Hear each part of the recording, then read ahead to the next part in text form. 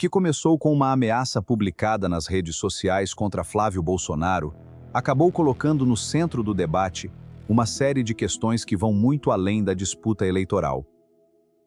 O caso envolve segurança de candidatos, responsabilidade nas redes sociais, liberdade de imprensa, patrimônio declarado à Justiça Eleitoral, situação econômica de grandes empresas e investigações envolvendo autoridades.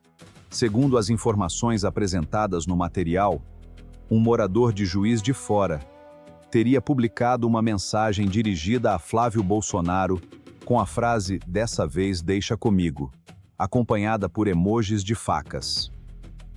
A publicação teria sido identificada pela Segurança Legislativa e, posteriormente, foram determinadas medidas de investigação e restrições de contato.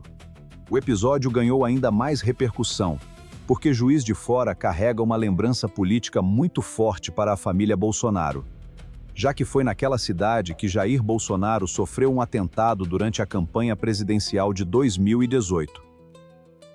Mas existe uma diferença fundamental entre investigar uma possível ameaça e afirmar que alguém já cometeu um crime. A investigação precisa reunir provas, esclarecer as circunstâncias e respeitar o devido processo.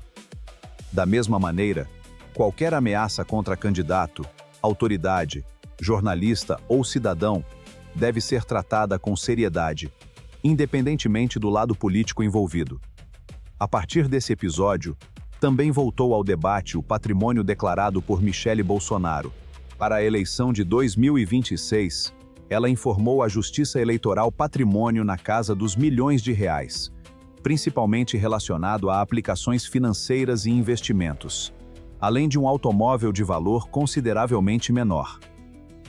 O número chamou atenção nas redes sociais e provocou questionamentos políticos, mas patrimônio declarado, por si só, não representa prova de irregularidade. A questão correta é verificar a origem dos recursos, a documentação e a compatibilidade das informações com as exigências legais. E se você quer acompanhar esses assuntos sem transformar suspeita em condenação, inscreva-se no Bastidor Brasileiro, deixe o like e comente de qual cidade e estado você está assistindo. Outro ponto que ganhou enorme repercussão foi a situação das Casas Bahia e o debate sobre a economia brasileira. Nas redes sociais, o fechamento de lojas acabou sendo apresentado por diferentes grupos políticos como prova de que o país estaria enfrentando uma crise provocada diretamente pelo governo. Mas a realidade empresarial costuma ser muito mais complexa.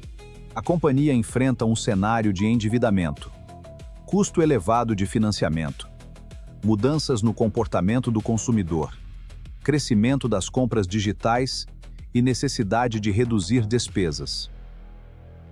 O comércio eletrônico mudou completamente a maneira como grandes redes varejistas trabalham.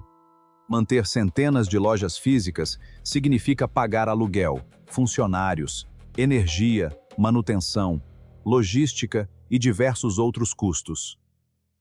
Ao mesmo tempo, vender pela internet permite alcançar consumidores sem necessariamente manter a mesma estrutura física. Isso não significa que não exista dificuldade financeira. Pelo contrário. Quando uma empresa acumula dívidas elevadas e enfrenta juros altos, a pressão sobre o caixa pode aumentar rapidamente. Por isso, transformar uma decisão empresarial em uma explicação política única pode esconder fatores importantes. O debate também envolve Roberto Campos Neto e Gabriel Galípolo, em razão das decisões relacionadas à política monetária e aos juros. Mas o Banco Central possui autonomia institucional, e suas decisões não podem ser resumidas simplesmente à vontade de um presidente da República. Enquanto isso, a disputa política utiliza números econômicos para construir narrativas opostas, cada lado destacando os indicadores que considera mais favoráveis. É justamente nesse ambiente que o público precisa tomar cuidado com conclusões rápidas. Fechamento de lojas não significa automaticamente que toda a economia brasileira esteja quebrada. Assim como o crescimento de vendas em determinado canal não significa que uma empresa esteja saudável financeiramente. Existem vários fatores simultâneos, e agora eu quero saber a sua opinião sobre esse ponto.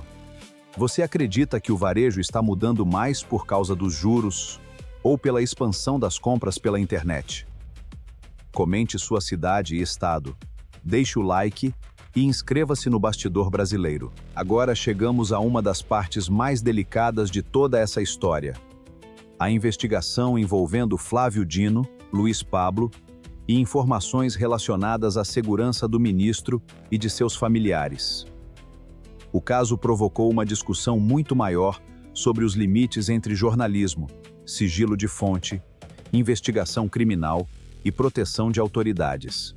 Entre os nomes citados estão Flávio Dino, Luiz Pablo, Raimundo Cotrim, Alexandre de Moraes, Malu Gaspar, Otávio Guedes e Daniela Lima. O ponto central é que uma investigação pode tentar descobrir de onde determinadas informações foram obtidas e como elas chegaram a uma pessoa responsável pela publicação. Ao mesmo tempo, o sigilo da fonte possui importância fundamental para a liberdade de imprensa e para a proteção de informações jornalísticas. O problema aparece quando uma investigação aponta que determinado mecanismo poderia estar relacionado a uma possível prática criminosa. Nesse cenário, é necessário analisar cada circunstância individualmente e evitar conclusões antecipadas. Luiz Pablo aparece no caso como pessoa relacionada à divulgação de informações sobre a rotina e a segurança de Flávio Dino. Raimundo Cotrim também é citado dentro da linha investigativa apresentada no material. Alexandre de Moraes aparece em razão das decisões relacionadas à apuração. Já Malu Gaspar, Otávio Guedes e Daniela Lima são mencionados no contexto do debate público e jornalístico em torno do episódio. Nada disso permite afirmar, por si só, que qualquer uma dessas pessoas tenha cometido crime ou participado de alguma irregularidade. Essa distinção é essencial. Uma pessoa ser citada em investigação, reportagem ou discussão política não equivale a uma condenação. O mesmo princípio vale para autoridades, jornalistas, blogueiros, empresários e políticos. A liberdade de imprensa precisa ser preservada, mas também é necessário investigar eventuais crimes quando existirem indícios concretos. E quando os dois direitos entram em tensão, a solução precisa passar pelas instituições e pelas provas. Se você está acompanhando até aqui, deixe seu like. Inscreva-se no canal e escreva nos comentários de qual cidade e estado você está assistindo. Quero saber quantas regiões do Brasil estão acompanhando essa discussão. Outro episódio citado no material envolve Cláudio Castro, ex-governador do Rio de Janeiro, e uma investigação relacionada ao setor de combustíveis, na qual também aparece o empresário Ricardo Magro. A apuração envolve suspeitas que precisam ser analisadas pelas autoridades competentes. E medidas de busca e apreensão não significam condenação. Esse princípio precisa ser repetido porque, em períodos de forte polarização política, uma operação policial rapidamente passa a ser utilizada como argumento contra adversários. O mesmo cuidado vale para todos os outros nomes citados ao longo desta matéria, incluindo Jair Bolsonaro, Nicolas Ferreira, Pablo Marçal, Fernando Haddad, Tarcísio de Freitas, Roberto Campos Neto e Gabriel Galípolo. Cada um aparece relacionado a assuntos diferentes. E não é correto colocar todos os episódios dentro de uma única narrativa. No caso de Cláudio Castro, por exemplo, uma investigação deve avançar com documentos, depoimentos, perícias e demais elementos capazes de confirmar ou afastar suspeitas. O mesmo raciocínio vale para o patrimônio declarado por Michele Bolsonaro. Números precisam ser conferidos, contextualizados e analisados, conforme a legislação eleitoral. Na ameaça contra Flávio Bolsonaro, a investigação precisa esclarecer autoria, intenção e circunstâncias.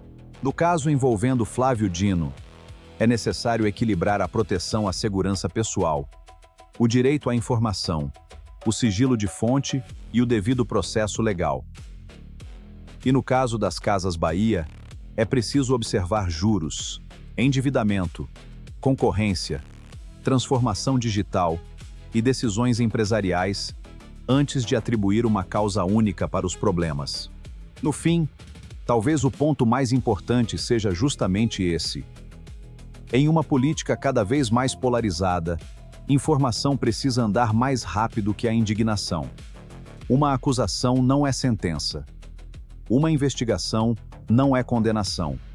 Uma declaração patrimonial não é automaticamente prova de irregularidade. E uma decisão judicial também precisa ser compreendida dentro de seu contexto. Agora quero saber, qual desses assuntos mais chamou sua atenção? A ameaça contra Flávio Bolsonaro, o patrimônio de Michele, a crise das Casas Bahia, o caso envolvendo Flávio Dino e Luiz Pablo, ou a investigação envolvendo Cláudio Castro? Escreva nos comentários sua cidade, seu estado, e qual tema você quer ver acompanhado pelo Bastidor Brasileiro. Muito obrigado a todos que chegaram até aqui, pelo like, pela inscrição e pela participação. Compartilhe este vídeo com quem acompanha a política brasileira e assista ao próximo vídeo do canal, porque os próximos capítulos podem trazer novos acontecimentos. Um grande abraço a todos vocês, fiquem com Deus e até o próximo vídeo.